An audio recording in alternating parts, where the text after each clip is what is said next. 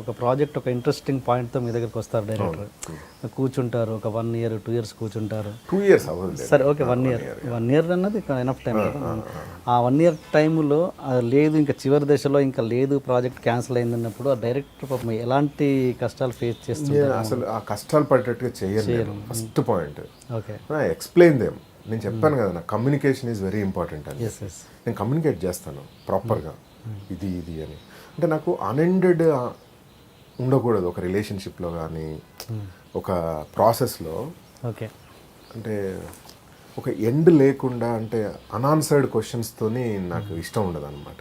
Okay so అలానే ఇప్పుడు ఓం మంగళం మంగళం రిలేటెడ్ డెసిషన్ తీసుకునేటప్పుడు సంజీవ్ని పిలిచి కూర్చోబెట్టి మనం క్లైమాక్స్ వర్క్ చేసేదాకా దీన్ని హోల్డ్లో పెడదాం సంజీవ్, లేకపోతే నాకు ఆన్సర్స్ ఇవ్వు దీనికి, దెన్ విల్ గో అహెడ్ అంటే తను కూడా ఒప్పుకున్నాడు. లేదు సార్ దీన్ని కరెక్ట్ క్లైమాక్స్ వచ్చేంత వరకు I will work on it అని చెప్పాడు.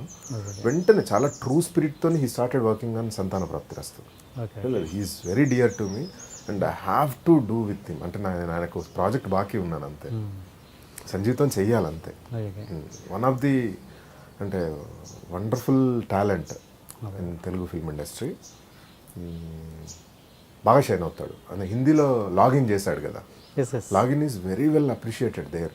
ఈరోస్ ఇంటర్నేషనల్ డిస్ట్రిబ్యూట్ చేసింది సినిమా. సూపర్ వర్కర్ అనమాట.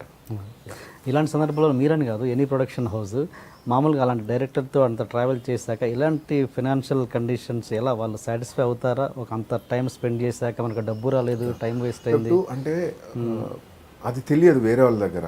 నా దగ్గరికి వచ్చేసరికి నేను చెప్పాను కదండి, ఆ కమ్యూనికేషన్ ఉంటుంది కాబట్టి జనరల్ మ్యూచువల్ ఇష్టంతోనే ఉంటుంది ఏదైనా కూడా. ఇప్పుడు ఇష్టం లేనప్పుడు ఎవరిని ఆపలేము యాక్చువల్లీ. జనాలు వెళ్ళిపోతూ ఉంటారు, వాళ్ళ దారి వాళ్ళు చూసుకుంటూ వెళ్ళిపోతూ ఉంటారు. సో ఆ విషయంలో మీరు డైరెక్టర్ని బాగా చూసుకుంటారు.